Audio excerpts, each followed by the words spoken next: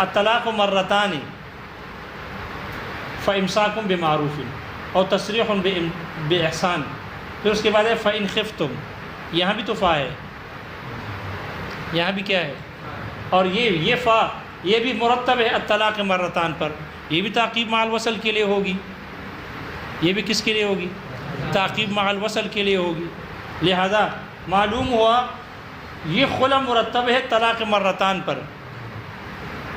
اس سے یہ پتہ چل رہا ہے، معترض کہہ رہے ہیں، اس سے یہ پتہ چل رہا ہے کہ خلا ابتداءً ہو ہی نہیں سکتی، خلا ہوگی تو 2 طلاقوں کے بعد ہی ہوگی، کیونکہ یہ اس پر مرتب ہے۔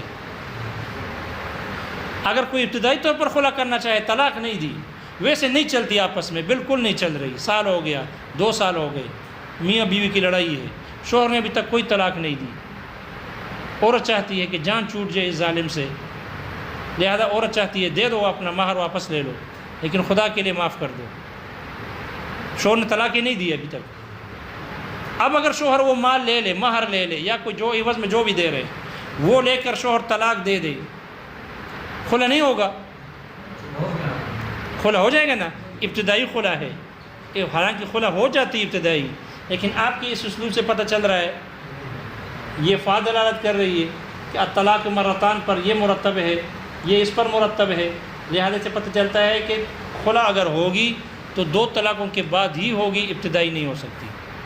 یہ اعتراض ہے، لیکن شارح کہتے ہیں ہم نے جو جواب دے دیا کہ خلا کا یہ مستقل طلاق نہیں ہے بلکہ الطلاق مرتان کے ضمن میں داخل ہے، اس سے یہ جواب خود بخود، یہ اعتراض خود بخود دور ہو گیا، اس لیے کہ جب یہ اس پر مرتب ہی نہیں ہے، اس لیے کہ یہ 2 الطلاق مرتان کے ضمن میں داخل ہے، طلاق 2 ہیں ابتدائی طور پر، چاہے وہ دونوں رجعی ہو، چاہے وہ دونوں ابتدائی طور پر طلاق بالمال ہو، خلا کے ضمن میں ہو،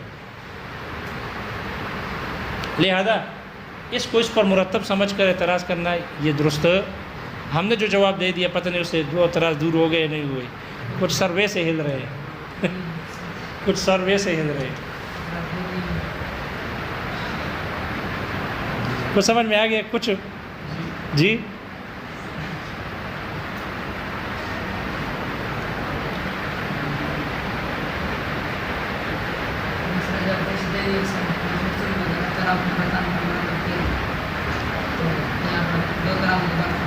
ہاں، اس سے یہ پتہ چل رہا ہے کہ خلا تبھی ہوگی جب 2 طلاق پہلے دے چکا ہو، پھر خلا ہوگی اگر کرنا چاہے۔ اگر ابتدائی طور پر کوئی خلا کرنا چاہے تو آپ کے اس اسلوب سے پتہ چل رہا ہے کہ خلا نہ ہو، خلا نہ ہو، لیکن شارح کہتے ہیں ہم نے جو جواب دے دیا اس سے کیا ہو گیا؟ یہ دور ہو گیا، ہم نے تو کر دیا، پتہ نہیں وہاں دور ہو گیا نہیں ہے۔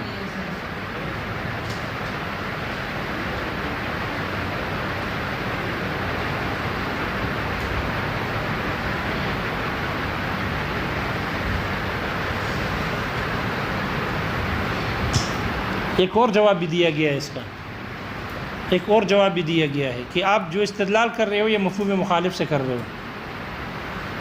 اس سے یہ پتہ چل رہا ہے، معترض نے اعتراض کیا کہ خلا 2 طلاقوں کے بعد، کیونکہ ہے نا 2 طلاقوں کے بعد خلا کا ذکر آ گیا، تو معترض یہ سمجھ رہا ہے کہ خلا ہوگا تو 2 طلاقوں کے بعد ہی ہوگا، کیونکہ 2 طلاقوں کے بعد ہی ذکر ہے۔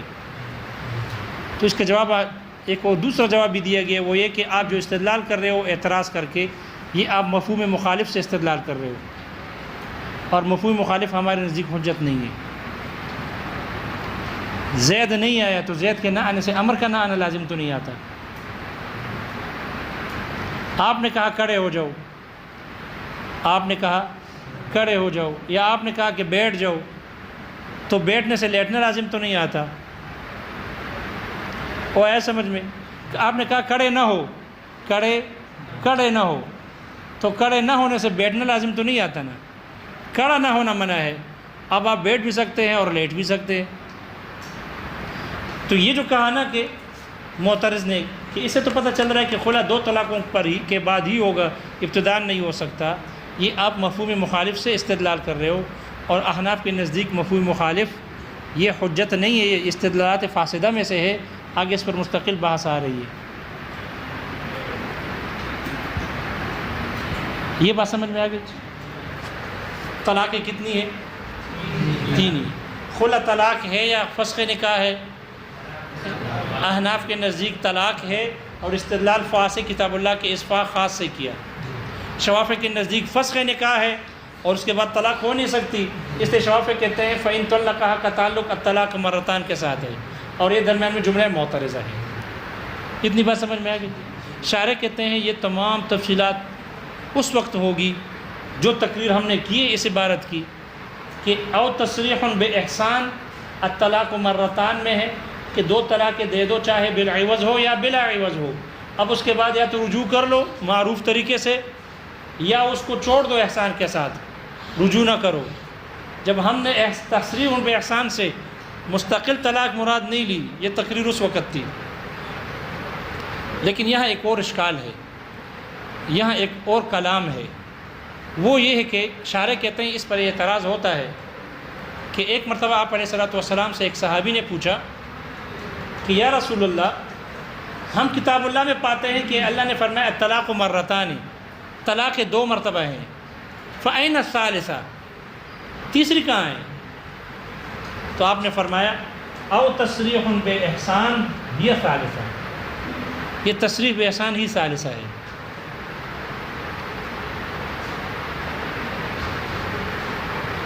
شارح کہتے ہیں جو ہم نے پہلے تقریر کی ہے نا، فا کو اس پر مرتب کیا خلا پر، خلا کو ہم نے مستقل طلاق سمجھا، طلاق بنا دیا، اس لیے تو اس کے بعد طلاق ہو گیا، تو ہم کہتے ہیں خلا طلاق ہے، فسخ نکاح نہیں، اور اس کو اس پر مرتب کرنے کی وجہ سے ہم نے استدلال کیا۔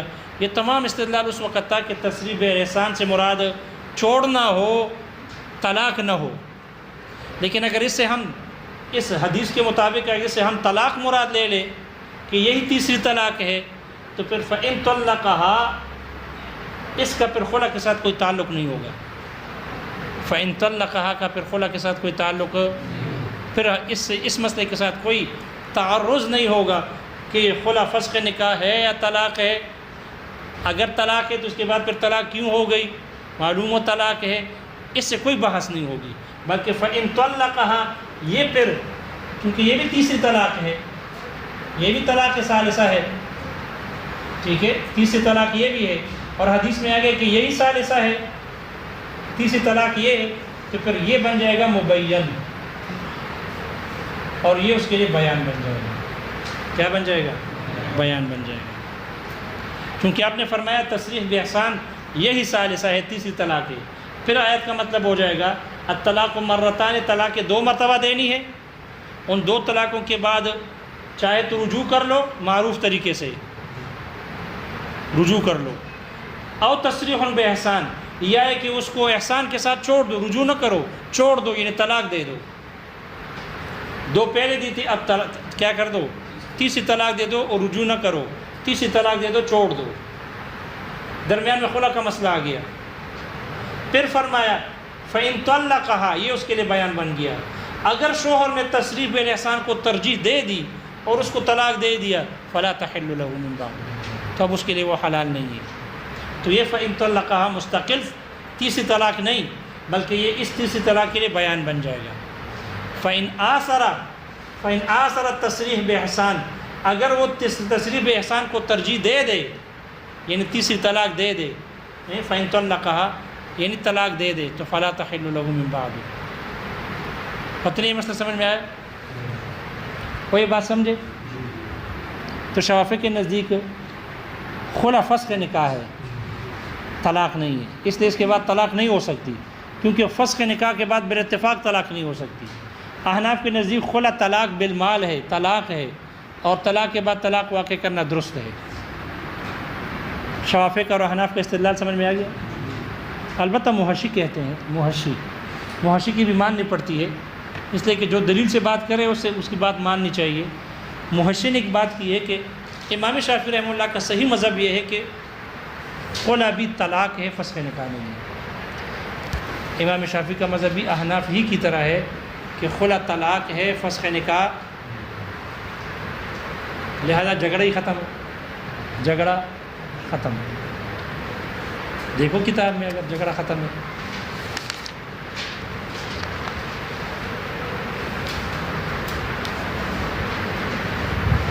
ثم ذکر المصنف بعدها، بعد هذا البیان، پھر مصنف رحمہ اللہ نے اس بیان کے بعد ذکر کیا التفریعات الثلاثۃ الباقیۃ، باقی 3 تفریعات کو ذکر کیا مصنف نے علی الحکم، خاص کے حکم پر. فقال، فرمایا ولذلک صح ایقاع الطلاق بعد الخلع، اسی وجہ سے خلع کے بعد طلاق کا واقع کرنا صحیح ہے. اے ولاجل، یعنی اس وجہ سے ان مدلول الخاص قطعی، خاص کا مدلول اور معنی اور مفہوم یہ قطعی ہوتا ہے. واجب الاتباع، اس کی اتباع ضروری ہے. صح عندنا، ہمارے ہاں درست ہے. ایقاع الطلاق علی المرأة بعد ما خالعها، عورت کے ساتھ خلع کر لینے کے بعد طلاق کا واقع کرنا ہمارے نزدیک صحیح ہے. خلافا للشافعی رحمہ اللہ تعالی، برخلاف امام شافعی رحمہ اللہ کے. وہ بیان ہو، اس کا بیان یہ ہے ان شافعی رحمہ اللہ یقول، امام شافعی رحمہ اللہ فرماتے ہیں ان الخلع فسخ للنکاح، خلع یہ نکاح کے لیے فسخ ہے. فلا يبقى النکاح بعدہ، اس لیے اس کے بعد نکاح باقی نہیں رہتی. ولیس بطلاق، اور یہ خلع طلاق نہیں ہے، اس لیے فلا يصح الطلاق بعدہ، اس لیے اس کے بعد طلاق صحیح نہیں. وعندنا، اور ہمارے نزدیک وہ طلاق، یہ خلع طلاق ہے. یصح ایقاع الطلاق الآخر بعدہ، اس کے بعد دوسری طلاق کا واقع کرنا یہ صحیح ہے. کیوں صحیح ہے؟ عملا بقولہ تعالی، اللہ تعالیٰ کے فرمان فَإِن طَلَّقَهَا فَلَا تَحِلُّ لَهُ مِن بَعْدُ پر عمل کرتے ہوئے. وذلك، یہ اس وجہ سے لأن اللہ تعالیٰ قال اولا، اس لیے کہ اللہ تعالیٰ نے پہلے فرمایا الطلاق مرتان فإمساک بمعروف او تسریح بإحسان. اے الطلاق الرجعی اثنان، طلاق رجعی 2 ہے. او الطلاق الشرعی مرتن بعد مرتن، یا طلاق شرعی ایک مرتبہ کے بعد دوسری مرتبہ دینا ہے. بالتفریق، علیحدہ علیحدہ کر کے، یعنی الگ الگ طہر میں ہے. تفریق کا مطلب الگ الگ طہر میں، ایسے طہر میں جس میں وطی نہ ہوئی ہو. دون الجمع، نہ کہ جمع کے طریقے پر ہے، یعنی ایک ہی طہر میں جمع نہیں کر سکتے. فبعد ذلك یجب علی الزوج، ان 2 طلاقوں کے بعد جو الگ الگ ہو، یا جو شرعی طلاق کے بعد شوہر پر لازمی ہے اما امساک بمعروف، یا تو معروف طریقے سے روکے. اے مراجعۃ بحسن المعاشرت، حسن معاشرت کے ساتھ رجوع کر لے. او تصریح باحسان، اے تخلیص علی الکمال والتمام، کامل اور تمام طریقے پر، تام طریقے پر عورت کو چھوڑ دینا ہے. ثم ذکر بعد ذلك مسئلۃ الخلع، پھر اس کے بعد اللہ تعالیٰ نے مسئلہ خلع کے مسئلے کو ذکر کیا. فقال، فرمایا فإن خفتم الا يقيم حدود اللہ فلا جناح علیہما فيما افتدت به. اے فإن ظننتم یا ایھا الحکام، اے حکام اگر تمہیں یہ گمان ہو اللہ یقیمہ، اے الزوجان، کہ یہ جو زوجین ہیں یہ قائم نہ کر سکیں گے حدود اللہ، اللہ کے حدود کو، بحسن المعاشرت والمروت، اچھی معاشرت اور مروت کے ساتھ اس کو قائم نہ کر سکیں گے. فلا جناح علیہما، تو ان دونوں پر کوئی گناہ نہیں. فیما، اس صورت میں کہ افتدت المرأۃ بہ، کہ عورت اس کے ذریعے سے فدیہ دے دے. وخلصتها من الزوج، اور اپنے آپ کو چھڑا دے شوہر سے. وطلقها الزوج، اور شوہر طلاق دے دے اس کو، یعنی مال لے کر، فدیہ لے کر طلاق دے دے. شارح کہتے ہیں فعلم، اس سے معلوم ہوا ان فعل المرأة فی الخلع، خلع میں عورت کا کام هو الافتداء، وہ فدیہ دینا ہے. وفعل الزوج، اور شوہر کا کام ہوا وہ ہے ما کان مذکورا سابقا، جو پہلے اس کا ذکر ہو گیا وہی کام ہے شوہر کا. اعنی الطلاق، یعنی طلاق دینا ہے. اگر نظر آ رہا ہے، نظر آ رہا ہے، لگا کمال ہے، آنکھیں بند ہے، نظر آ رہا ہے. اس لیے طلاق ہے، لل فسخ، نہ کہ فسخ ہے. کیوں؟ لأن الفسخ یقوم بالطرفین لا بالزوج وحدہ، اس لیے کہ فسخ یہ جانبین سے قائم ہوتی ہے، نہ کہ اکیلے شوہر سے. ثم قال، پھر اللہ نے فرمایا فإن طلقها فلا تحل له من بعد حتى تنكح زوجا غيره. اے فإن طلق الزوج المرأة ثالثا، اگر شوہر عورت کو تیسری طلاق دے دے، فلا تحل المرأة للزوج من بعد الثالث، تو تیسری طلاق کے بعد پھر عورت شوہر کے لیے حلال نہ ہوگی. حتى تنكح زوجا غيره، یہاں تک کہ عورت کسی دوسرے ایسے شوہر سے نکاح کرے جو پہلے کے علاوہ ہے، اور وہ وطیہ، اور پھر وہ اس کے ساتھ وطی بھی کر لے، جیسے کہ پیچھے حدیث سے معلوم ہو گیا. وطلقها، اور اس کو طلاق دے دے. فالشافعی رحمہ اللہ یقول، امام شافعی رحمہ اللہ فرماتے ہیں انه متصل بقوله الطلاق مرتان، یہ جو فَإِن طَلَّقَهَا فَلَا تَحِلُّ لَهُ یہ متصل ہے، اللہ تعالیٰ کے فرمان الطلاق مرتان کے ساتھ متصل ہے، حتیٰ تکون هذه الطلقة ثالثة تاکہ یہ طلاق تیسری ہو جائے، وذکر الخلع فيما بينهما جملة معترضة اور جو ان دونوں کے درمیان میں جو جملہ خلع کا ذکر ہے یہ جملہ معترضہ ہو جائے، کیوں؟ لأنه فسخ اس لیے کہ یہ جو خلع ہے یہ فسخ نکاح ہے، لا يصح الطلاق بعدہ اس کے بعد طلاق صحیح نہیں، ونحن نقول ہم کہتے ہیں ان الفاء خاص وضع لمعنى مخصوص یہ فا کتاب اللہ کا خاص ہے، اس کو ایک معلوم معنی کے مخصوص معنی کے لیے لمعنى مخصوص ایک مخصوص معنی کے لیے اس کو وضع کیا گیا، وهو التعقیب اور وہ تعقیب ہے بعد والا معنی بتانے کے لیے، وقد عقب هذا الطلاق بالافتداء اور اس طلاق کو فدیے کے بعد لایا گیا ہے، پیچھے لایا گیا ہے، فینبغی اس لیے مناسب یہ ہے ان یقع بعد الخلع کہ خلع کے بعد بھی واقع ہو، وہو ایضا طلاق اور یہ خلع بھی طلاق ہے، اس لیے تو اس کے بعد طلاق واقع ہو رہی ہے۔ پھر اعتراض ہو گیا کہ اگر اس کو خلع کو طلاق مانتے ہو تو طلاقیں کتنی ہو گئی؟ 4 ہو گئی۔ یہ کہہ رہے شارح غایتہ زیادہ سے زیادہ یہ ہوگا انہ یلزم کہ اس سے لازم آئے گا ان تکون الطلاقات 4 کہ طلاق 4 ہوں، اثنتان فی قولہ تعالی الطلاق مرتان 2 اللہ تعالیٰ کے فرمان الطلاق مرتان میں ہو گئے، والثالثۃ الخلع اور تیسری طلاق خلع ہو گئی، والرابعۃ ہی ہذہ اور چوتھی وہ یہ ہو گئی فإن طلقها والی۔ لیکن شارح کہتے ہیں ولکنہ لا باس بہ لیکن کوئی حرج نہیں اس میں، کیوں؟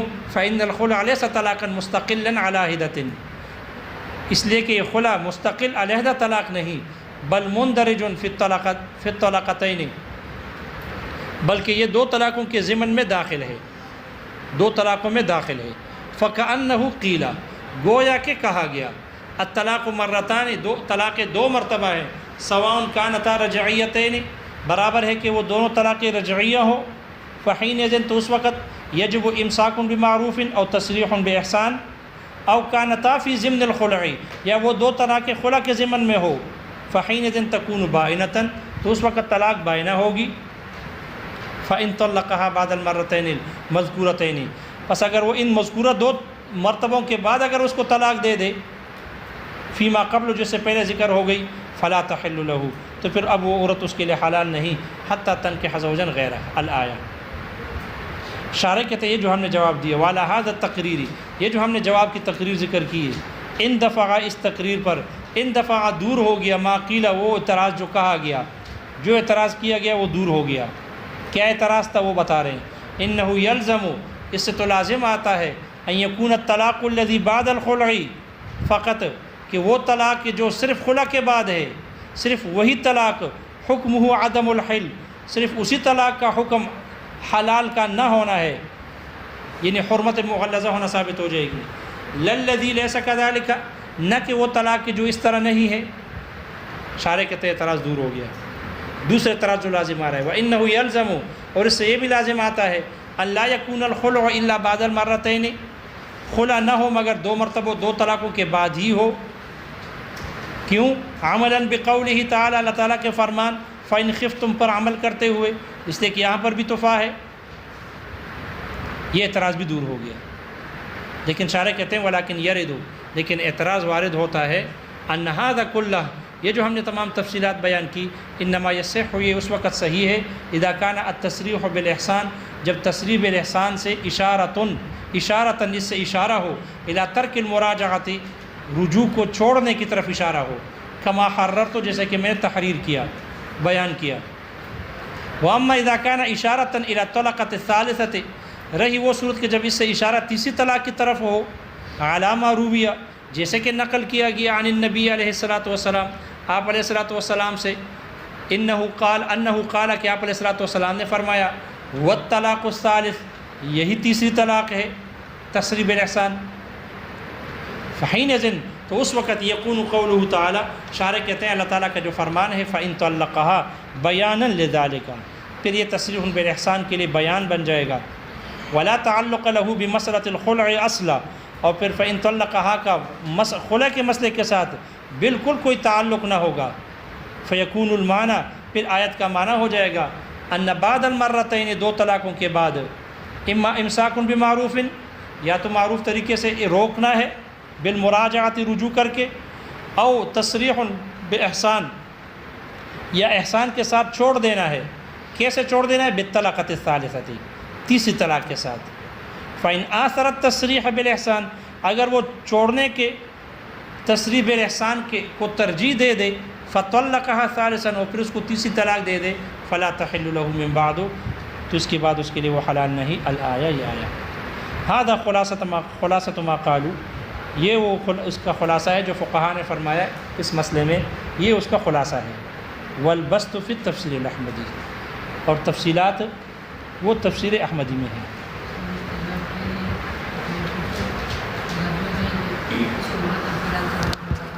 اشکال پوچھ رہے ہو پہلا دوسرا یا کیا پوچھ رہے ہو؟ کون سا پہلا دوسرا؟